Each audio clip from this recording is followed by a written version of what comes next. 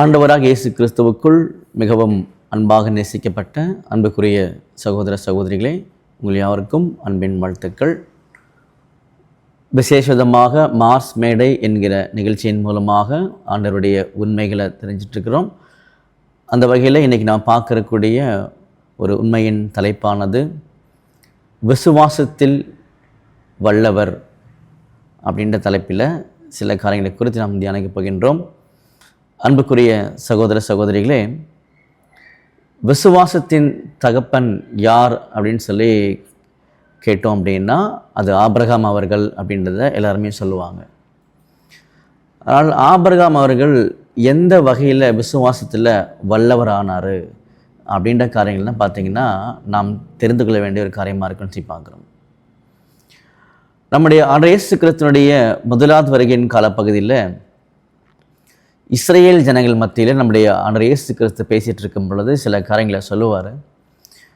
உடனே அங்கே இருக்கக்கூடிய இஸ்ரேல் ஜனங்கள் சொல்லுவாங்க, ஆபிரகாம் எங்களுக்கு தகப்பன் அப்படின்னு சொல்லி சொல்லுவாங்க. அப்போ நம்முடைய ஆண்டவருடைய பிரதியுத்திரம் பார்க்கும்போது பாருங்கள், யோவானில் 8ஆம் அதிகாரத்தில் 39ஆம் வசனத்தில் அவர் சொல்லுவார். அதை நாம் படிக்கலாம். அதற்கு அவர்கள், ஆபிரகாமே எங்களுக்கு பிதா என்றார்கள். இயேசு அவர்களை நோக்கி, நீங்கள் ஆபிரகாமின் பிள்ளைகளாயிருந்தால் ஆபிரகாமின் கிரியைகளை செய்வீர்களே அப்படின்னு பார்த்தீங்கன்னா சொல்கிறார். ஒருவேளை நீங்கள் ஆபிரகாமுடைய பிள்ளைகளாக இருந்தீங்க அப்படின்னா அவருடைய அந்த கிரியைகளை நீங்கள் செய்வீங்களே அப்படின்னு சொல்கிறார். அப்போ இன்றைக்கி உலகத்துக்குள்ளாக இருக்கக்கூடிய கிறிஸ்தவருடைய நிலைமையும் பார்த்திங்கன்னா இது ஒப்பிட்டு பார்க்க முடியும்னு சொல்லி நினைக்கிறோம். அப்போ நம்ம எல்லாரும் பார்த்திங்கன்னா ஆபிரகாம் அவருடைய சந்ததியாக தான் மாற வேண்டும் என்பது தான் தெய்வீக திட்டம். இது கலாத்தியர் 3ஆம் அதிகாரம் 29ஆம் வசனத்தில் பதிவு செய்யப்பட்டிருக்குது. பாருங்கள், முதல்ல நம்ம பார்க்கும்போது ஆபிரகாம் அவர்கள் விசுவாசத்தில் வல்லவர். அப்படி வேதாகமம் அவர் அடையாளப்படுத்தியிருக்கும் பொழுது முதலாம் வருகையில் யூதர்கள் ஆபிரகாம் தான் எங்களுக்கு பிதான்னு சொல்கிறாங்க. ஆண்டவர் சொன்னார், ஆபிரகாம் தான் உங்களுக்கு பிதா அப்படின்னா அவருடைய கிரியைகளை செய்வீங்கன்னு சொன்னார். இப்போ நம்ம கவனிக்கும்போது கிறிஸ்தவர்கள், அப்போ கிறிஸ்தவர்களாகிய இருக்கக்கூடிய நமக்கு கொடுக்கப்பட்ட வாக்கு தத்தம் என்னன்னு சொல்லி பார்த்தீங்கன்னா, நாம் ஆபிரகாமுடைய சந்ததியாக மாறும்படி தான் வாக்கு தத்தம் கொடுக்கப்பட்டிருக்கின்றத கலாத்தியர் 3:29 நாம் படிக்கிறோம். அப்படி இருக்கும் பொழுது இந்த இஸ்ரேல் ஜனங்களும் சரி கிறிஸ்தவர்களும் சரி எந்த வகையில் ஆபிரகாமை புரிந்து கொள்ள தவறினார்கள் என்பதுதான் முக்கியமான ஒரு கேள்வியாக பார்க்குறோம். அந்த கேள்விக்கு பதில் கண்டுபிடிக்கணும் அப்படின்னா ஆபிரகாம் அவர்கள் விசுவாசத்தில் எப்படி வல்லவரானார் அப்படின்னு நமக்கு தெரியணும். அப்போது ஆபிரகாமை பின்பற்றக்கூடிய இஸ்ரேல் ஜனங்களும் சரி ஆபிரகாமுடைய சந்ததியாக மாறக்கூடிய கிறிஸ்தவர்களும் சரி நாமும் சரி ஆபிரகாம் அவர்கள் எப்படி விசுவாசத்தில் வல்லவரானாரோ அதே போல வாழ்க்கையை வாழ வேண்டும் என்பதுதான் தெய்வீக சட்டத்தினுடைய அடிப்படை என்பதை புரிந்து கொள்ளப் போகின்றோம். அப்போ ஆபிரகாம் அவர்கள் எப்படி விசுவாசத்தில் வல்லவரானான்னு சொல்லி பார்க்கும்போது அநேக காரியங்கள் அவருடைய வாழ்க்கையில் நடந்த சம்பவங்கள் நிறைய விஷயங்கள் எல்லாருக்குமே தெரியும், சரிங்களா? இருந்தாலுமே ஒரு சில அடிப்படைகள் ஆபிரகாமுடைய வாழ்க்கையில் இருக்கக்கூடிய ஒரு சில அடிப்படைகள் என்ன பண்ண போகிறோன்னா நம்ம தெரிஞ்சுக்க போகிறோம். அதில் முக்கியமாக பார்க்கும்போது ஆபிரகாம் அவர்களில் பிதாவாகிய தேவன் கடவுள் கூப்பிட்டார். எங்கே இருக்கும்போது கூப்பிட்டான்னு சொல்லி பார்க்கும்போது மெசபடோமியாவில் இருக்கும்போது கூப்பிட்டாராம். அப்போ மெசபடோமியாவில் இருக்கும்போது கூப்பிட்டான்றதை நம்ம அப்போஸ்தலர் 7ஆம் அதிகாரம் 2ஆம் வசனத்தில் நம்ம வாசிக்கிறோம், சரிங்களா? அப்படி அவருக்கு அந்த அழைப்பானது அங்கே கொடுக்கப்படுதுன்னு சொல்லி கவனிக்கிறோம். உன் தேசத்தையும் இடத்தையும் விட்டுட்டு வாங்கன்னு சொல்லி என்ன பண்ணுறாருன்னா அங்கே கூப்பிடுறாரு. அப்படியே வரும் பொழுது ஹாரான் அப்படின்னு இடத்துல பார்த்தீங்கன்னா இருக்கிறார். அவர் ஃபேமிலி அவங்க அப்பாவோடு சேர்த்து பார்த்தீங்கன்னா அங்கே இருக்கிறார். அந்த இடத்துல பார்த்தீங்கன்னா ஆபிரகாம் அவருடைய தகப்பன் தேராக மறிக்கிறார். அந்த வசனம் படிக்கலாம் பாருங்கள்.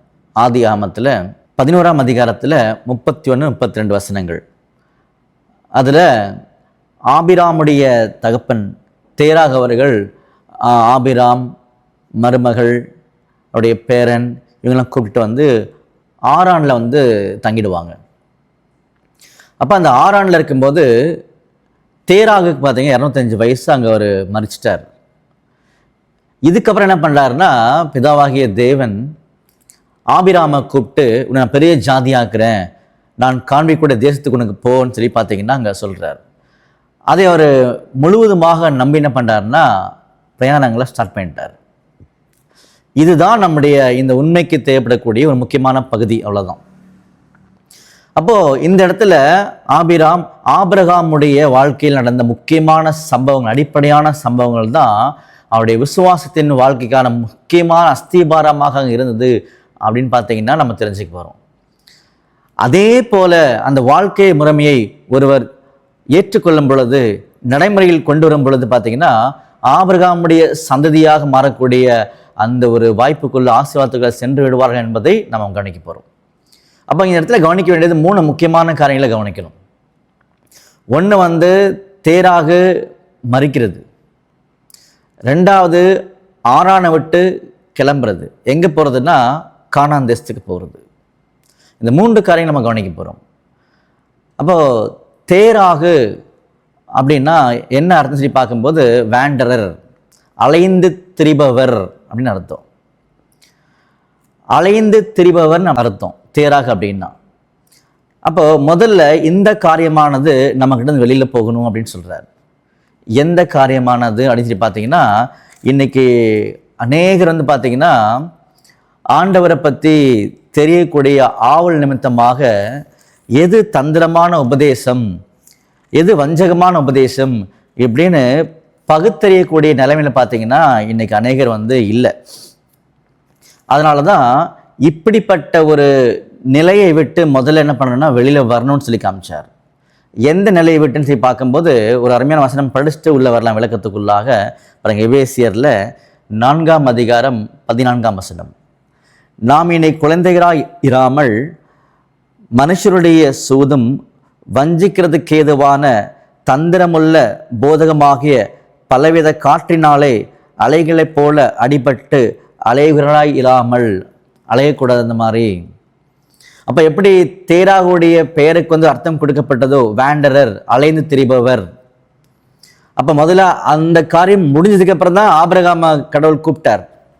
அதுபோல நம்முடைய இருதயத்துக்குள்ளாக ஆண்டவரை தெரிந்து கொள்கிறோம் அப்படின்னு சொல்லி எந்த காரியம் சரி எது தவறு அப்படின்னு நிதானிக்காம நம்முடைய செவிக்கு பிடித்த மாதிரி பார்த்தீங்கன்னா எல்லா உபதேசங்களும் கேட்டு பார்த்தீங்கன்னா வரக்கூடாது, இப்படி அலைகின்றவர்களாக இருக்கக்கூடாது அப்படின்னு சொன்னார்.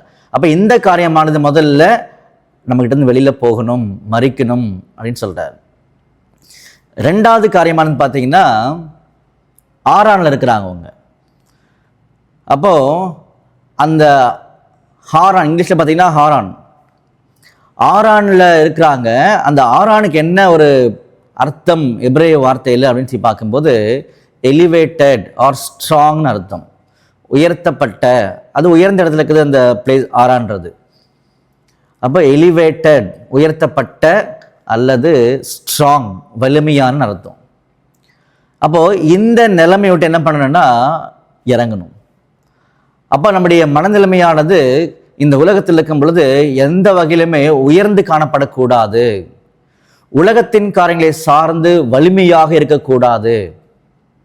அதுக்கு மாறாக நம்முடைய இருதயமானது எப்படி மாற்றப்பட வேண்டும் என்றால், இப்போ பாருங்க ஆபிரகாம் என்ன சொன்னார், நான் காண்பிக்கும் தேசத்துக்கு நீ போன்னு சொன்னார் இல்லையா.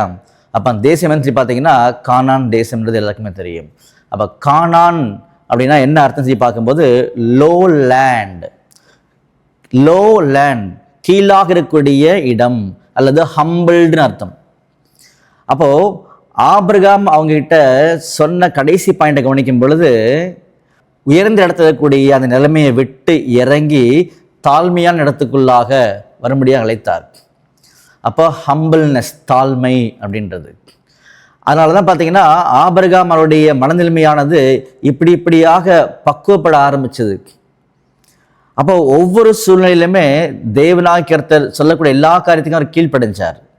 அப்போ இந்த வாழ்க்கையின் முறைமையின் மூலமாக நமக்கான நிச்சயமான பாடம் என்ன அப்படின்னு சொல்லி பார்க்கும் பொழுது முதல்ல அலைந்து திரிகின்ற ஜனங்களாக இருக்கக்கூடாதுன்றது நம்பர் 1. 2வது பாயிண்ட் பார்த்தீங்கன்னா, நம்முடைய உயர்ந்த ஸ்தானங்களில் அல்லது நம்ம எதெல்லாம் உலகத்தில் வலிமையாக என்றமோ அதெல்லாம் விட்டு இறங்கணும்.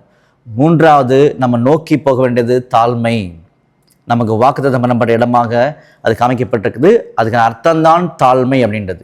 அப்போ இந்த 3 காரியங்கள் ஒருத்தருக்குள்ளே இருக்கும் பொழுது நிச்சயமாகவே பார்த்தீங்கன்னா, ஆபிரகாம் அவர்கள் எப்படி விசுவாசத்தில் வல்லவரானாரோ அதே போல் என்ன பண்ண முடியும்னா, நாமளும் விசுவாசத்தில் வல்லவராகி ஆபிரகாம் அவருடைய சந்ததியாக மாற முடியும். அப்படி மாற தேவன் நம்மை கிருபை செய்வாராக.